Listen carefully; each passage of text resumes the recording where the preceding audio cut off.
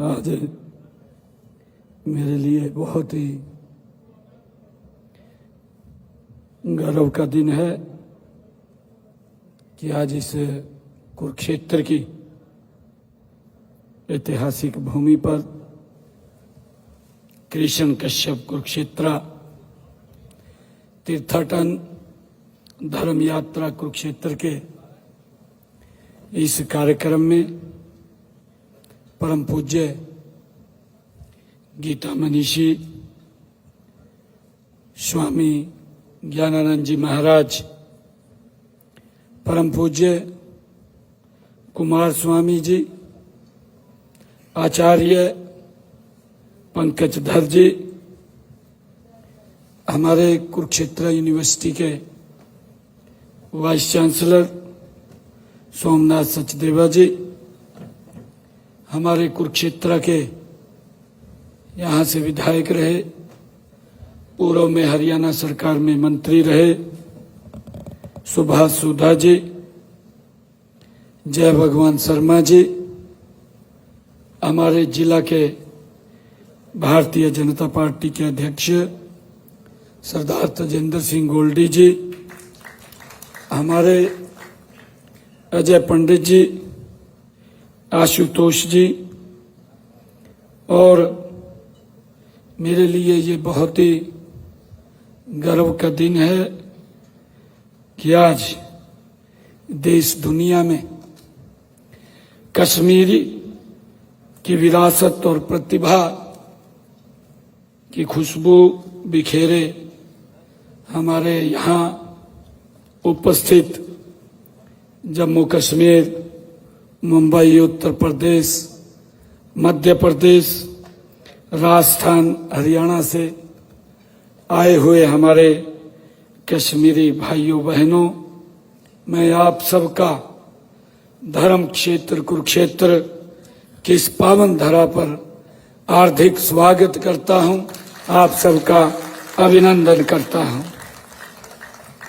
आज मेरे लिए ये बहुत ही खुशी का दिन है कि आज कश्मीर और कुरुक्षेत्र के सांस्कृतिक एवं आध्यात्मिक संबंधों को उजागर करने के लिए आयोजित कृष्ण कश्यप कुरुक्षेत्र तीर्थाटन धर्म यात्रा कुरुक्षेत्र इस पवित्र कार्यक्रम में आप सब के बीच आकर के मुझे बहुत ही खुशी का अनुभव हो रहा है।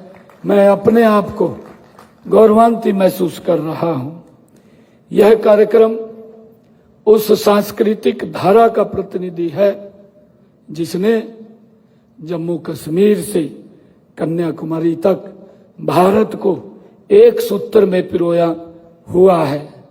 यह खुशी की बात भी है कि धर्म और आध्यात्मिकता का यह कार्यक्रम श्री कृष्ण जन्माष्टमी के एक सप्ताह बाद ये आयोजित किया गया है। इस कार्यक्रम में पधारे लोगों को मैं अपनी सनातनी और आध्यात्मिक विरासत को समझने का इसके माध्यम से हमें अवसर मिलता है। मैं आप सबका बहुत बहुत धन्यवाद भी करता हूं। मुझे ये खुशी भी है कि इस कार्यक्रम का नाम कृष्ण कश्यप कुरुक्षेत्र तीर्थाटन धर्म क्षेत्र कुरुक्षेत्र रखा गया है। और जहां इस भव्य आध्यात्मिक जागरण के लिए 5 कह कृष्ण कश्यप करम कुरुक्षेत्र और कश्मीर एक साथ आ रहे हैं, ये हमारे लिए बहुत ही खुशी का बात है। जम्मू कश्मीर के धार्मिक स्थलों और विभिन्न संतों और ऋषियों को दर्शाने वाली एक रथ यात्रा का आयोजन भी सराहनीय है। इसके लिए मैं आप सबको साधुवाद देता हूं। मैं इस आयोजन के लिए हमारे कश्मीरी हिंदू प्रकोष्ठ हरियाणा को बधाई देता हूं, उनको साधुवाद देता हूं। साथ ही मैं परम श्रद्धेय स्वामी गीता मनीषी ज्ञानानंद जी महाराज के चरणों में भी मैं नमन करता हूं कि आज जिस गीता ज्ञान संस्थान के अंदर हम यह कार्यक्रम आयोजित कर रहे हैं, यह स्वामी जी के अथक प्रयासों से इतना ये यहाँ पर स्थापित हुआ है। और मुझे यहीं से आपने गीता के, हम सब जानते हैं कि यही वो पवित्र स्थल है जिस पवित्र स्थल से गीता की अमृतवाणी पूरे विश्व के अंदर एक प्रकाश के रूप में फैल रही है। ये हम सब के लिए बड़े गर्व की बात है। आज के इस कार्यक्रम में कुरुक्षेत्र धर्म क्षेत्र और महर्षि कश्यप जी की धरा कश्मीर के बीच गहरे सांस्कृतिक संबंधों को यहाँ प्रस्तुत किया गया है।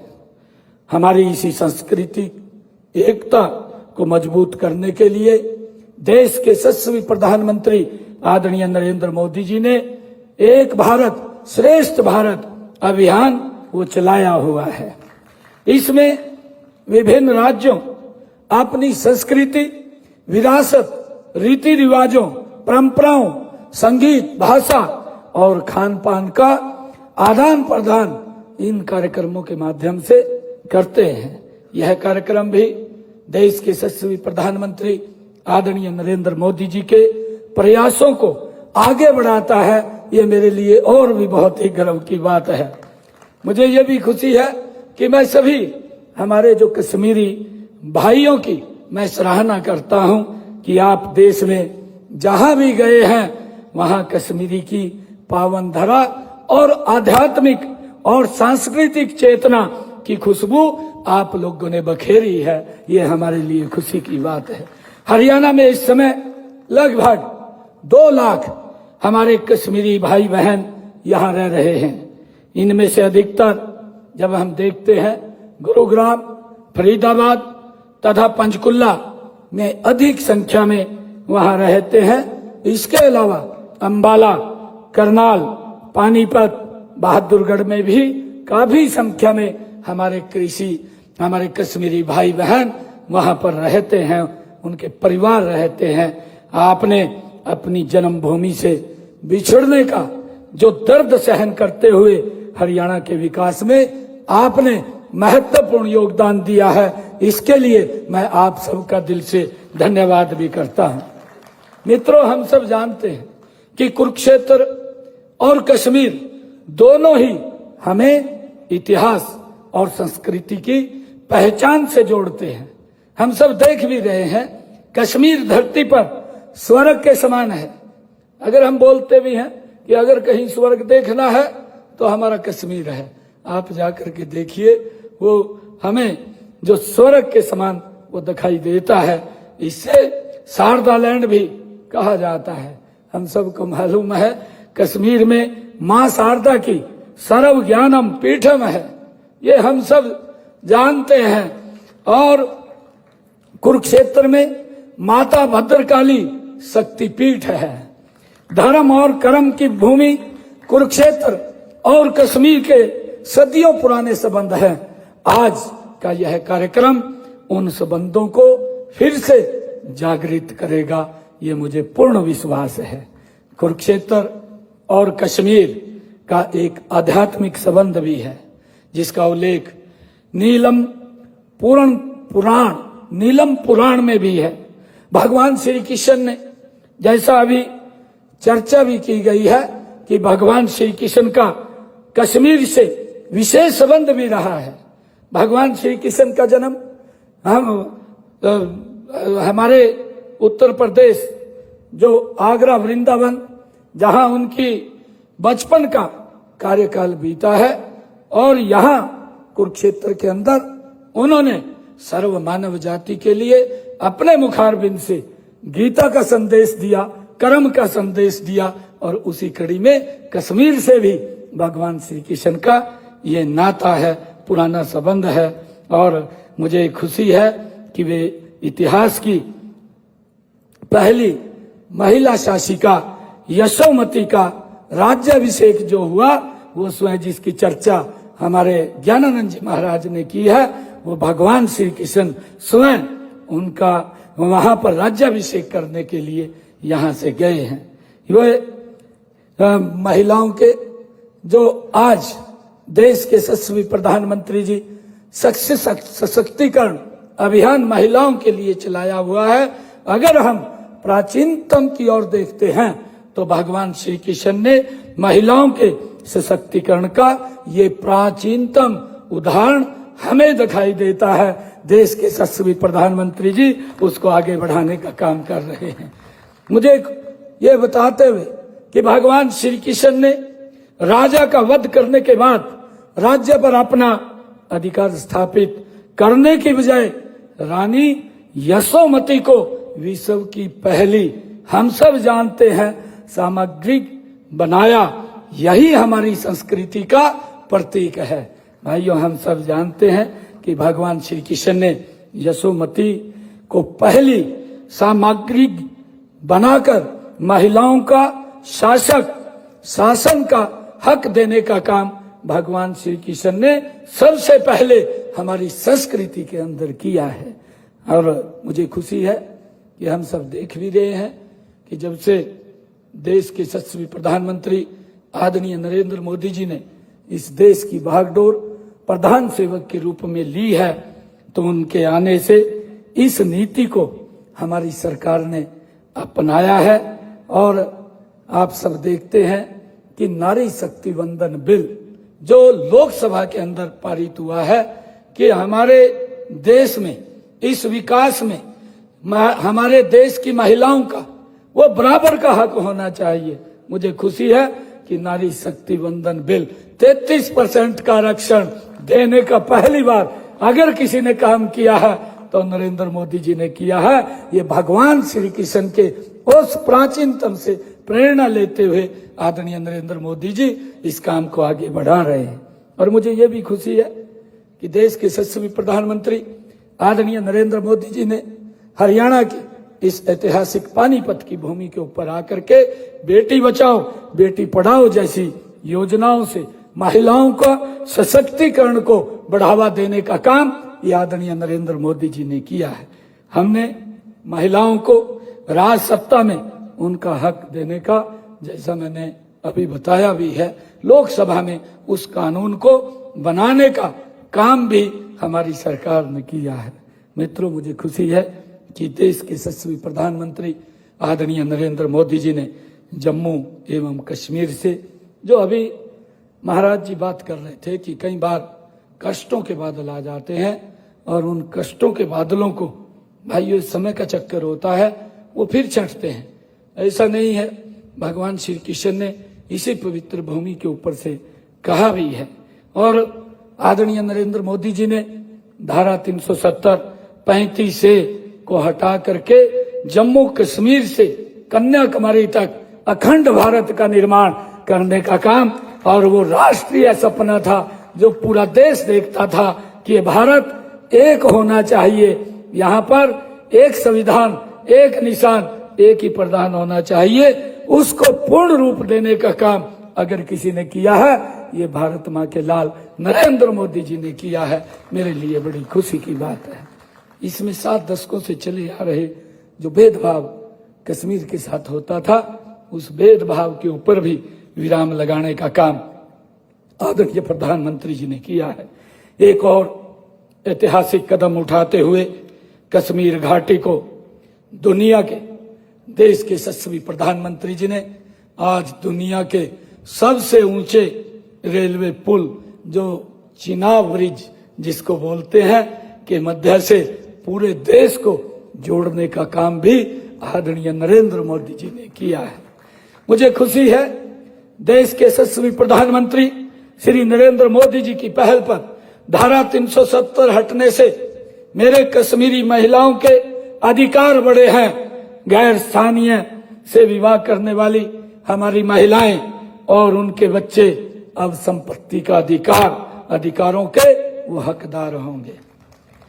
मुझे ये बताते हुए, क्योंकि मैं भी कुछ समय जम्मू कश्मीर के अंदर रहा हूं, मुझे वहां रहने का अवसर मिला है और मैं लगभग हर ब्लॉक स्तर के ऊपर भी मुझे जाने का जम्मू कश्मीर के अंदर अवसर मिला है, क्योंकि संगठनात्मक दृष्टि से जब काम करते थे, बहुत सारे परिवारों के अंदर भी मुझे वहां रहने का अवसर मिला है। परिवार के अंदर जब बात होती थी, परिवार के लोग जब बात बताते थे तो दिल के अंदर एक पीड़ा होती थी। और मुझे आज ये संतोष भी है, मुझे इस बात की खुशी भी है कि आदरणीय नरेंद्र मोदी जी ने आज उस पीड़ा को हर लिया है जो लोग वहां पर अपनी पीड़ा को व्यतीत करते थे। मुझे खुशी है कि हमारे कश्मीरी हिंदुओं ने कई विस्थापितों की वो पीड़ा सही, फिर भी आपने कर्म नहीं छोड़ा है। ये हमारे लिए बहुत ही गर्व की बात है। हमें ये भी जानता हूं कि 1990 में हमारे लाखों कश्मीरी भाई बहन जो कश्मीरी हिंदू थे वो विस्थापित हुए हैं। 19 जनवरी 1990 की रात ने कश्मीर को घायल किया है, ये हम सब जानते हैं। लेकिन कश्मीरियों की विद्या और दृढ़ता ने उन्हें वैश्विक मंच पर स्थापित किया है। यह आपके सामर्थ्य की ताकत को दर्शाता है कि आपने उन कठिनाइयों को सहन करते हुए जहां भी आप लोगों ने विस्थापित हुए हैं उस जगह पर आपने उसकी आर्थिक इकोनॉमी में बड़ा योगदान देने का काम आप लोगों ने किया है। ये हमारे लिए बड़ी खुशी की बात है। और मुझे ये भी खुशी है कि देश के यशस्वी प्रधानमंत्री जी ने, जो आदरणीय नरेंद्र मोदी जी ने कश्मीरी हिंदुओं की वेदना को समझा और उन्होंने विस्थापितों के लिए अभूतपूर्व योजनाएं आदरणीय मोदी जी ने बनाई हैं। केंद्र में हमारी सरकार कश्मीर का गौरव बढ़ाने के लिए प्रतिबद्ध है। मुझे खुशी है कि हरियाणा में कश्मीरी हिंदू परिवारों के बेहतर जीवन यापन के लिए सरकार निरंतर प्रयासरत है। हरियाणा के शैक्षणिक संस्थानों में विस्थापित कश्मीरी हिंदुओं के बच्चों के लिए आरक्षण की व्यवस्था हमने की है। कश्मीर का हरियाणा से गहरा जुड़ाव है, ये मेरे लिए बड़े गर्व की बात है। बीते दिनों हरियाणा के तत्कालीन हमारे महामहिम राज्यपाल श्री बंडारू दत्तात्रेय जी ने कश्मीर के प्राचीन मंदिरों एवं ऐतिहासिक स्थलों का उन्होंने स्वयं दौरा किया है और इस संबंध में वहां के उप राज्यपाल से जीर्णोद्धार के लिए आग्रह भी किया है। इससे उन आस्था के केंद्रों को सुरक्षित करने में एक सार्थक भूमिका वो रही है।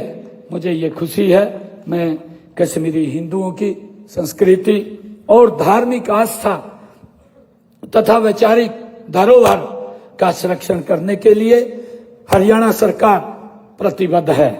इस कड़ी में हमने पंचकुला, गुरुग्राम व कश्मीरी हेरिटेज के संरक्षण हेतु परियोजनाएं हमारी विचाराधीन हैं।